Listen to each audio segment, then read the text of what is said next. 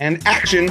Welcome to another amazing episode of the Action Podcast. Today we are on episode 110, and we've got a solid slate of films for you this weekend. The number one film, of course, is the sequel, Beverly Hills Cop Axel F. This is the fourth installment. Apparently, a lot of people didn't realize there was a third one, but this is actually the fourth one. We also have Despicable Me 4, which is currently number one in the box office. That's the fourth sequel of the Despicable Me movies, Paul. Exactly, Pete. Third, we have MaXXXine, another sequel. This one's the third film in the series of X, and then Pearl, and this is the third one, MaXXXine. Right. Fourth is Sound of Hope, the story of Possom Trot, the story of a town that was very big into adopting a group of children, and it's a story like that. Yeah, we'll talk about that. And then lastly, we have Family Affair, which is on Netflix now. This was actually released the week before, but we finally got to it, and we will talk about that. So, Pete, let's get into it. Beverly Hills Cop 4. This was much anticipated. What were your thoughts? Yeah, this made me very nervous just because of Eddie Murphy's post-family movies that he puts out. Like very safe, very, vanilla, in a way. And so, Axel Foley is a character where you can't have any restrictions. You have to be able to swear, you have to be able to be vulgar, deceitful, everything, right? Like and just be an incredible character. Um, Movie got a 6.6 on IMDb. That's fairly accurate. I mean, it was great to see the old cast. It's great to see Judge Reinhold as Rosewood. It's great to see Taggart. Jeffrey, who was played by Paul Reiser, is in it. Bronson Pinchot is also in it. Serge makes an appearance as well, which I wasn't really a fan of. But then we got a couple of new characters and from great actors. Kevin Bacon is in this, as well as Joseph Gordon-Levitt, who I feel like was one of the main stars of this movie. I thought his performance was fantastic. I thought his character was great. The daughter, played by Taylor Page, is also very good. The daughter of Eddie Murphy in the movie. Um, as expected, they took a lot of old cues from the previous movies, which was expected. But I did find myself laughing a lot in this movie. I'm happy they've made it, and I thought it was really well done. And it's on Netflix, so you can watch it anytime that you want. Yeah. Um, it's fantastic. It's like seeing another Bad Boys movie where it's just another movie I can put on and have a great time, even if it's just in the background as something to listen to. Yeah, I have a positive review on this. I'm gonna talk about the good, the bad, and the ugly, all about this film. I think for many people, I think this will be an enjoyable experience. Again, for me, I totally like it. I like films like this in general, and I also don't think we get a ton of movies like this. Kind of the same reason as Bad Boys 4. I probably didn't like this as much as Bad Boys 4, but I understand too. I thought Bad Boys 4 might have been the best one in that entire installment, only because I really felt like Martin Lawrence got his legs back, and he was funny back almost like since the second one. Like I thought the third one he was still kind of getting his feet wet again, because that's kind of the big issue with even like Taggart and Rosemont. That was a joke. But those guys haven't really acted in a while, and it's not acting isn't just something you can, especially if you've done it in like 20 years, 30 years, whatever these guys have taken a break. I don't think it's that easy, especially to get into character. I also thought Eddie Murphy, it took him a little bit, to kind of get going and to really sink his teeth into the Axel Foley character, because he's been gone for so long. And I've been thinking a lot over the weekend about this movie, and because the reviews are all over the place. I mean, I'm glad it got a 6.6. I agree with you. I think that is a pretty fair assessment on it, but I've heard other people rip it.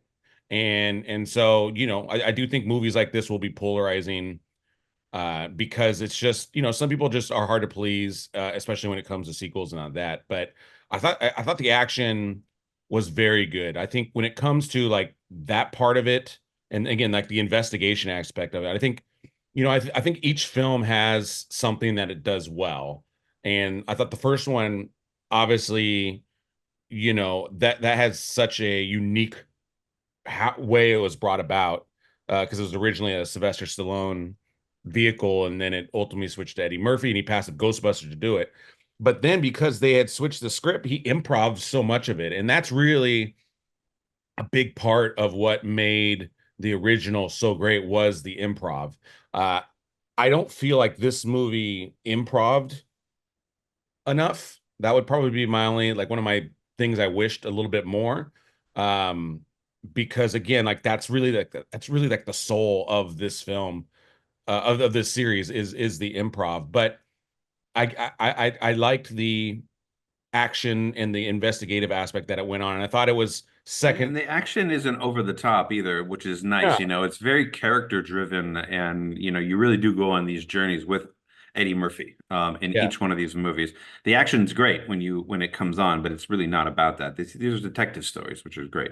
Yeah, and again, we don't get a ton of these anymore, because we're just in a different kind of time period, and they've Or if we do, it's like True Detective, where it's like super dark and it's yeah, like, yeah, really kind of dragged out. And this is good. This is like a quick little 80 to 90 minute kind of yeah, rush yeah. and fun time. But I agree with you. I thought the daughter really was a big part of why this movie worked. I thought she was a fantastic Axel Foley daughter, and I thought she did a lot of the mannerisms, a lot of like his positive traits. I thought she nailed and really brought to life this story, because that's the side story, is their relationship, right?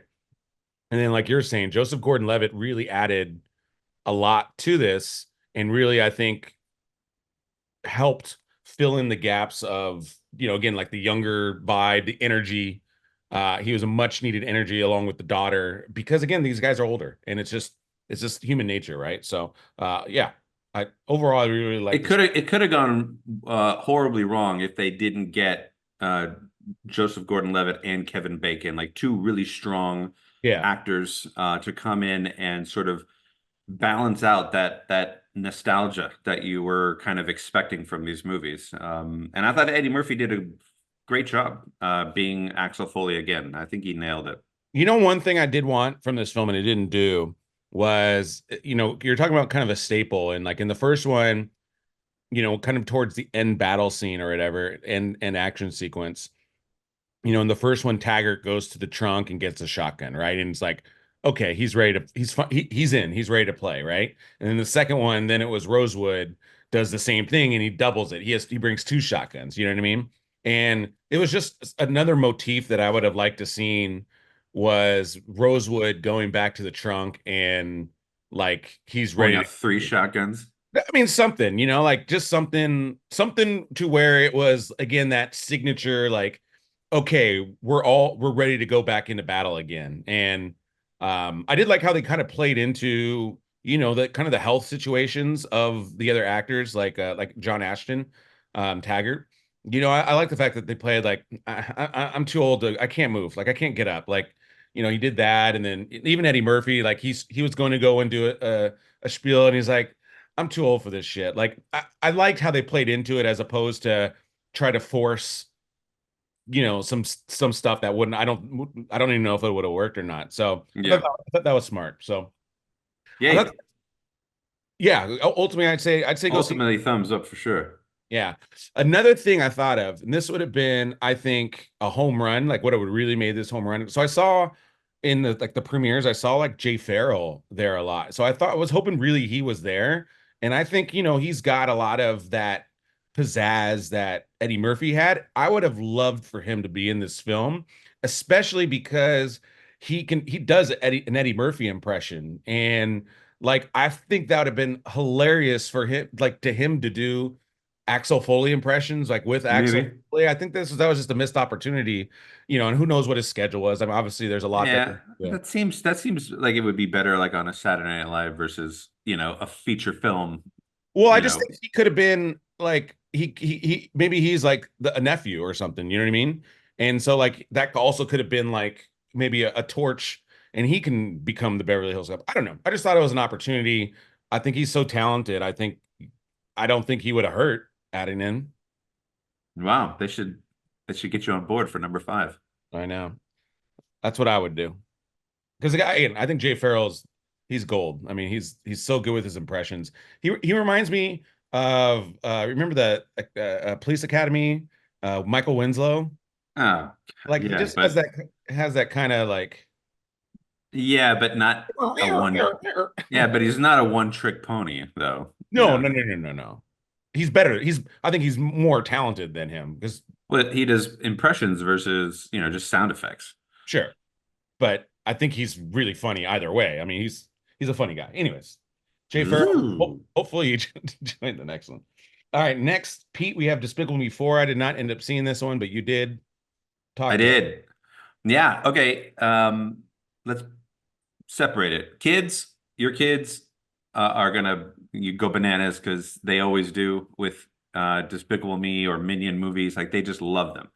I know my kids love them like to death. Will Ferrell is in this one this time. He plays the villain, and Sofia Vergara is the wife of the villain. So in this one, Gru and his family, his wife is Kristin Wiig.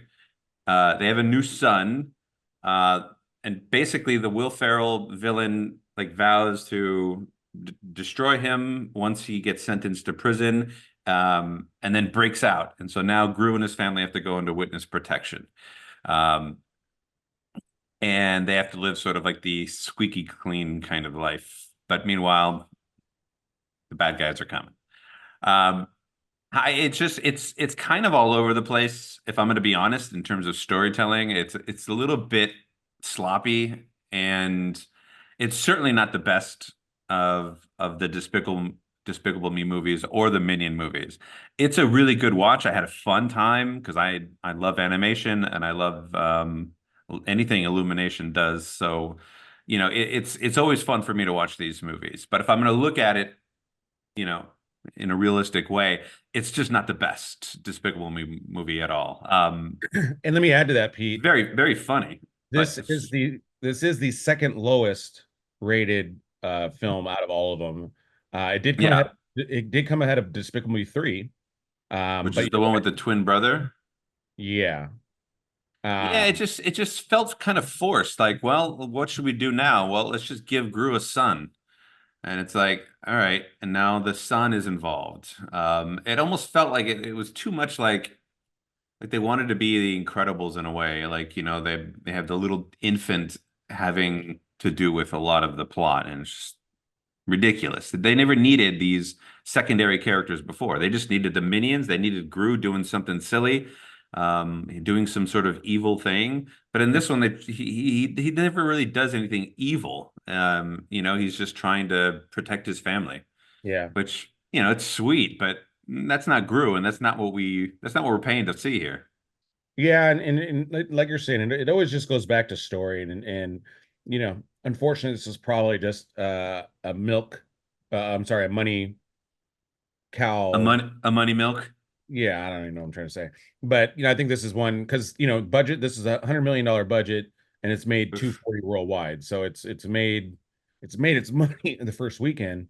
And so, like you're saying, it encourages them like we got to make another one because it's successful.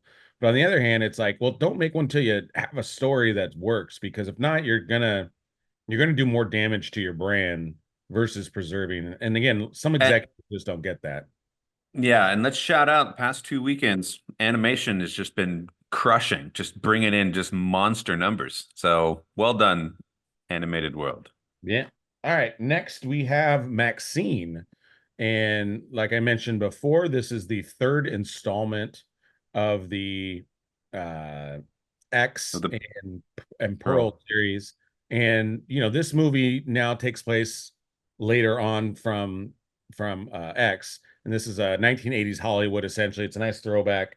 And the main character from that one, Maxine, is now trying to break it into Hollywood. And this one is pretty highly reviewed, 6.9. And box office wise, it did a little under 8 million. So I don't think it was a huge budget, but overall, I would say I enjoyed the film.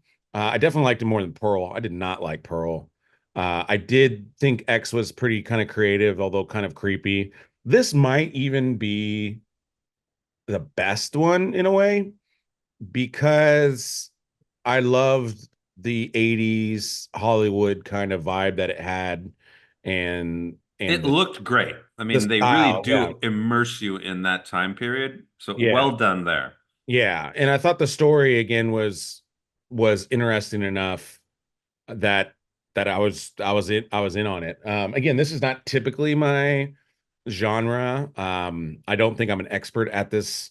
I don't think it's scary at all or anything like that, but I don't think it's supposed to be. I think this is No, this was the least horror of the three movies. yeah. This is a straight story that has some violence in it and some blood and some Yeah. really weird moments. There are a couple creepy moments, but it's just not a horror movie. Oh, did you end up seeing it?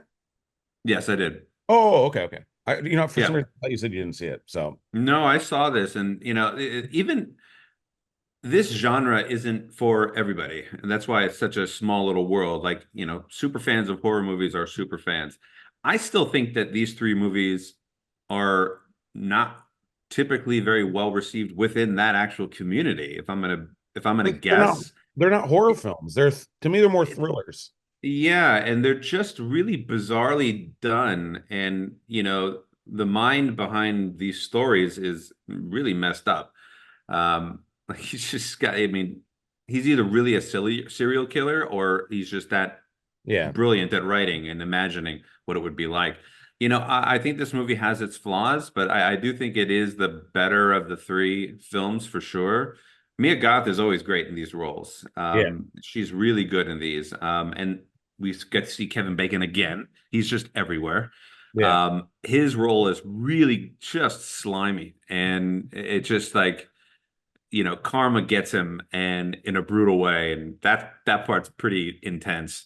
Um, and even the two detectives, Michelle Monaghan, who we saw in like a Mission Impossible movie, amongst others, and Bobby Cannavale. Cannavale, yeah. Um, he was just in that one movie we just watched, which I finally saw, which was awesome, where his Ezra, kid is Ezra, Ezra. Ezra. He's so good.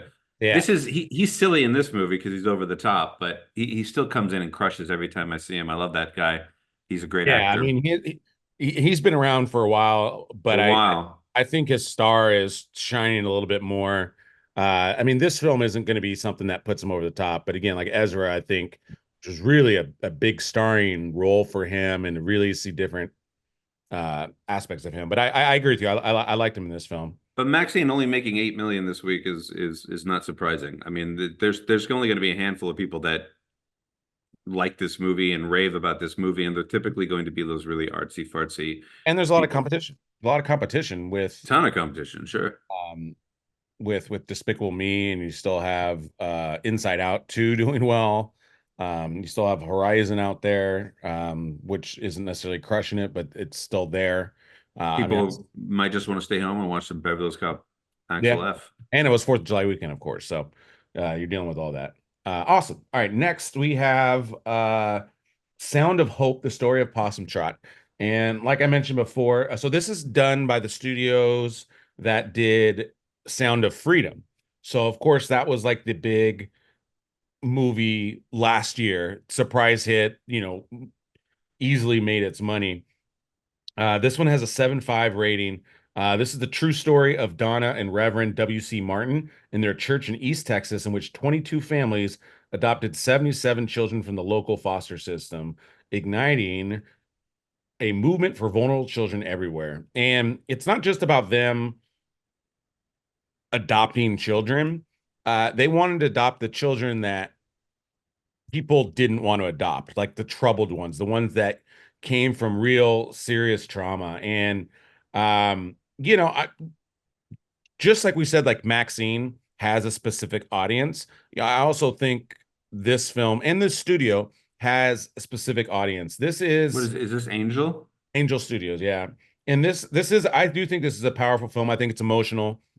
And if you're into these feel good stories, I think this falls in line with that. I mean, I don't think it's as good as Sound of Freedom because I think that's was really excellent and such hot topic, but I do think this Well, is and a different approach to typically what that studio is going to put out. Like they really put it out there and decided we're not going to add anything to it. We're just going to go crazy and be controversial if we need to. Um, yeah. I Uh, loved it. yeah, but this movie also did just under 8 million. Pete, if you can look up the budget for me while I'm explaining the rest of this, but yeah, I think again, I think this movie fits in well. Like sometimes you need movies with these positive messages and just to kind of blend in because sometimes you need something a little positive, maybe some hope. 8.5 million. Yeah, so it's right. It'll make its money. It'll make its money, which is good. Um, but yeah, ultimately, I think the film worked really well. I saw it with Nicole. She was very teary-eyed, and she kind of, her family has done adopting before, and so she really understood a lot of what you're dealing with because sometimes it's not just about the kid coming into the family, it's also the family, whether it's the siblings or whatever, accepting this new person as well. So there's a lot of dichotomy to deal with, and it just makes it really interesting and a struggle. It's obviously not an easy thing to do, but again, a real powerful message type film that I think again it's a nice balance to some of the other movies that are out. And so if you're into that kind of topic, I'd say again I highly recommend it. I would see this movie again. I think again it's a good story and it's well done. Yeah. Yeah, And there then you go. lastly, we have A Family Affair. This is on Netflix now, starring Nicole Kidman, Zac Efron, and Joey King, right? Is that right? Joey King, and then pepper in a little Kathy Bates. Yeah. I did not finish this one, so you can go ahead and do this one. Yeah, it's fine. It's a silly premise and it's a silly movie, but they're all very good in this sort of silly movie altogether. Um, I'd watch Axel F first, and then if you've got time and you guys are still wide awake, then watch this one second. It's a fine time. It's not a great movie, but it's a fine time I'll give you Nicole's review because I think it's important. But she was not a fan of the movie, and at all. she was just like, there's just too much plastic in this film. And what she It's mean by ridiculous. Zac Efron's face looked terrible in this film. I don't know. It looks like he had too It much looks it Botox. looks very constructed. Yeah. He doesn't look good at all in this film, and I'm a big Zac Efron fan. He looked so good in Baywatch, and then to see him now, and I don't know, it's a residual effect from doing the Iron Claw. Iron Claw, yeah. I mean, I he don't know if probably he probably hit a wall in a way and tried to do a quick fix or something. He's like, I got a romantic comedy to do with Nicole Kidman. I gotta make sure I look good, and then just yeah. I don't know. Hopefully he didn't do anything permanent. Uh, Yeah, but I don't like what he did, and I don't thinking think. about you, buddy. And then Nicole Kidman's kind of the same way. I mean, I think she was so kind of at least appeared naturally beautiful for so long, and then the work she's doing doesn't look good. And Kind of then like wham. kind of like Jennifer Aniston, like her in like a Murder Mystery 2, where her face doesn't move, and it's like, yeah, man, caution tale to some. It's okay to get old. You know what I mean? No, It doesn't look yeah. good to look good. Listen to Bill Burr. He has a rant on this, and it's perfect. Just Yeah, stop. but it affects like it just takes away from people wanting to watch your stuff if you don't look good on film, and the fake plasticky thing is not Do working. anything. Do anything you want to your body. Just don't touch your face. That's the rule. Yeah, yeah. All Just right. don't do it. Well, Pete, that's going to wrap it up for us this week. Thanks, Uh, Paul. Next week we have Fly Me to the Moon, which will be coming out this weekend. Long Legs. Oh, Fly Me to the Moon, by the way, stars Channing Tatum and Scarlett Scarlett Johansson. Johansson. And that's about the space race. But we've always heard the stories of like it was done on a soundstage. This is kind of a I don't want to call it a spoof, but it's what's the word? It's a rom-com, Paul. It's a rom-com, but they're playing with that notion that there was a backup plan, whatever, that was done in a studio.